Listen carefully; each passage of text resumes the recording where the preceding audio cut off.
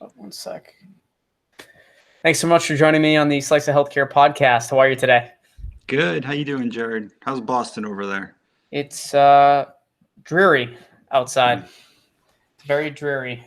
It's been really, just not a great day. It's just not a great day overall. It's been pretty good so far this fall.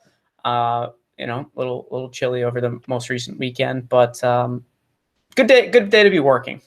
Good day to be working. Perfect day to hunker down. I agree. New York is a bit gloomy too, rainy and gloomy all day here. So enjoying being in front of the screen. Absolutely. Well, I'm excited to have you on. I know we talked recently. You gave me a good recap of the company. I'd love if you could kick things off by telling the audience more about you and your background, and then we'll go into your business. Yeah, absolutely, Jared. So my name is Dr. Nikola Ragusa. I'm one of the co-founders of Pulse Telemedicine Technologies. We're a telemedicine company that started 4.5 years ago here in New York City. The other co-founder is Paul Min. He's very tech-heavy based. He's our CEO. I'm more the kind of doctor visionary side. I'm the CMO of the company.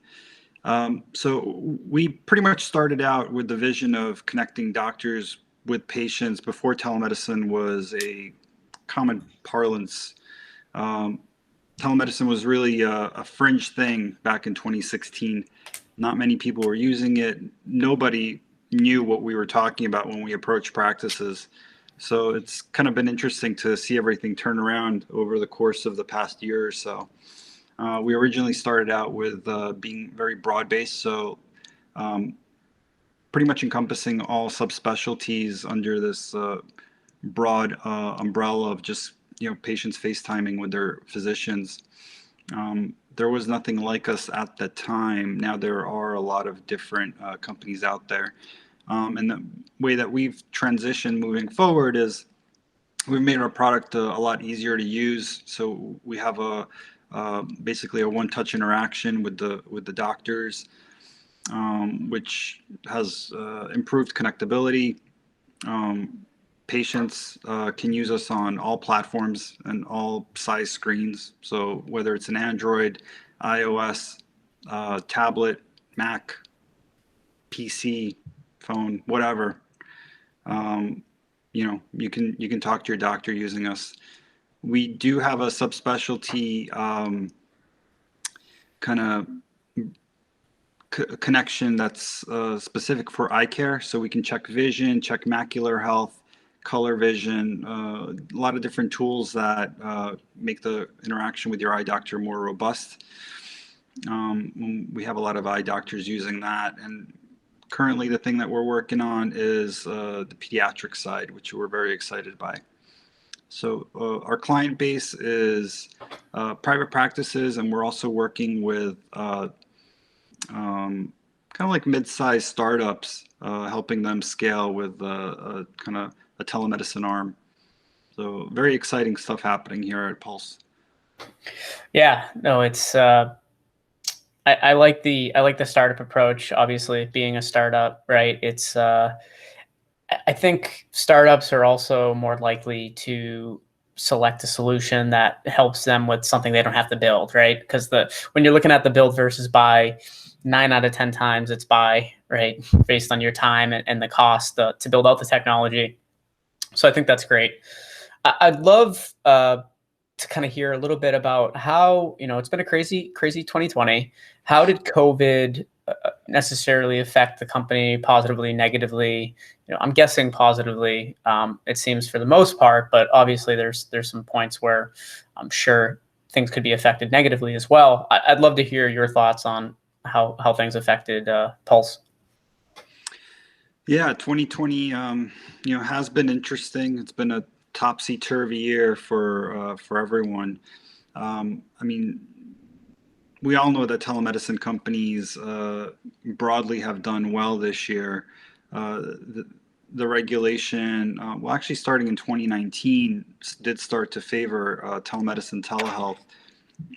but during the public health emergency, which is kind of pretty much extended out through the end of the year, telemedicine, telehealth services have really been pushed by the federal government. A lot of state and local governments have followed suit as well. So it's been very favorable for doctors and patients. Understandably so. Nobody wants to go to the doctor's office. Nobody wants to be in closed environments. So things have worked out nicely for telemedicine as a whole. For us specifically, there was an initial shock when everything did take place because, we are New York based. So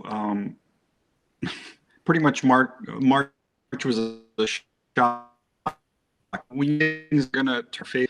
We did have a lot of close friends and family that were affected by the crisis. We did garner a lot of business at that time. We were able to help a lot of practices out. A lot of practices did have to close their brick and mortar doors, but we're able to still generate revenue and stay afloat using our services, which we're very proud of. The fact that we were able to help a lot of local businesses, a lot of local practices. It's just fantastic. The patients were still, able to be seen by their doctors. The physicians were still able to pay bills. As I'm sure you're aware, Jared, a lot of practices did close their doors, some of them permanently. I'm a physician myself, and I was not at work for about 4 months, which is substantial. And a lot of the older docs are just not coming back. So. Yeah, it's just like you kind of mentioned earlier in the podcast too. It seems like there's a lot of all different types of telehealth focused companies that have definitely popped up as a result of the pandemic. And so there's been growth there, but the private practices, like you said, many of them have shut down. We've seen the same thing. And the ones that I guess were young enough in their careers and with their practices are going to keep going. But there's been some that were nearing retirement age anyways, right? So they're not going to start over and start up a new practice. They're either going to pick up some additional shifts somewhere, right? Or hopefully join some startups and innovate and help the industry move forward. Always love seeing that. What are some of the practice types that you tend to work with? So practice types that we work with primarily right now are, it was kind of a broad approach initially. So, back in 2016, we did work with dermatology practices, pediatric practices, internal medicine. I think we had a gastroenterologist, neurologist. I believe we even have a dentist.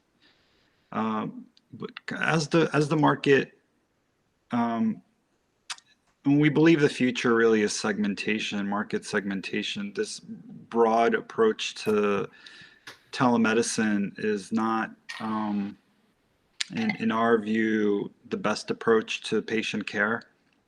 You really want telemedicine services that are geared towards subspecialties, much the way that medicine is practiced in the brick and mortar world. So what we're focused on now is concierge. So that is kind of still a big portion of what we're doing, just because of those types of patients want ease of access to their physicians, a little bit more intimate communication. So that's certainly one arm that we're dedicated and working on. The other arm is eye care services. So I'm an ophthalmologist myself, so I do have a little bit I'm pushing the company in that direction as well. We do have capabilities of measuring eye vision and other kind of eye-related issues. Some of the biggest problems that patients face that really can be monitored remotely are dry eye services, for example. So that is something that the patients don't necessarily have to come to the office for. And so it's a huge market. It's a $32 billion market in the US potentially. And it is something that requires constant care and attention. And lastly, we are focused on pediatrics. So pediatrics is kind of interesting. Out of all of our clientele, we do see the highest usage in the pediatric realm. And a lot of that has to do with it's scary being a parent. So it's kind of tough having this this young person that you have a lot of trouble communicating with. Children essentially just tell you that they're not feeling well if they're hungry, if they've soiled themselves, or if something's really wrong. That third part is something that parents have a lot of trouble dealing with, especially new parents. So we're looking for ways to help alleviate those pain points for the newer parents. We're conducting extensive market research right now. We're on our second round of on surveys, and we're going to launch a product very soon, which is exciting for our end. So those are the three arms that we currently have. We do believe that telemedicine, telehealth, segmentation is the way to go. And we see this working very well in some fields, for example, psychiatry and psychotherapy. I mean, this is great. This is like shrink space is really like a perfect fit. And we believe that other kind of arms of medicine will work well also.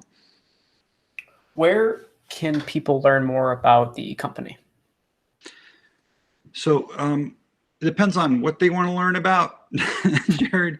So if they want to learn about, kind of what the company offers right now, they can go to pulsett.com. So that's PULSETT.com. If they have questions about investment or integrating Pulse into their practice, they can actually email me directly.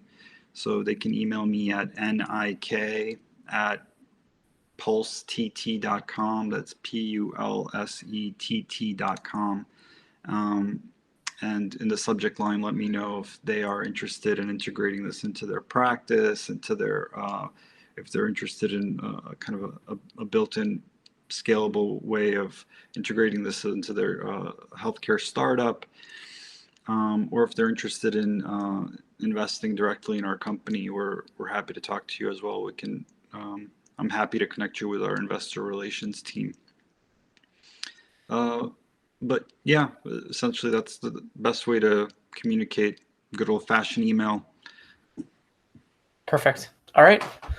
Well, thank you so much for joining me on the Slice of Healthcare podcast. I'll throw some links to your company in the show notes as well, so people will be able to check that out directly, and look forward to staying in touch with you and following the progress of your company. Very exciting. Thanks, Jared, and good luck with the rest of the 2020 that we have coming up.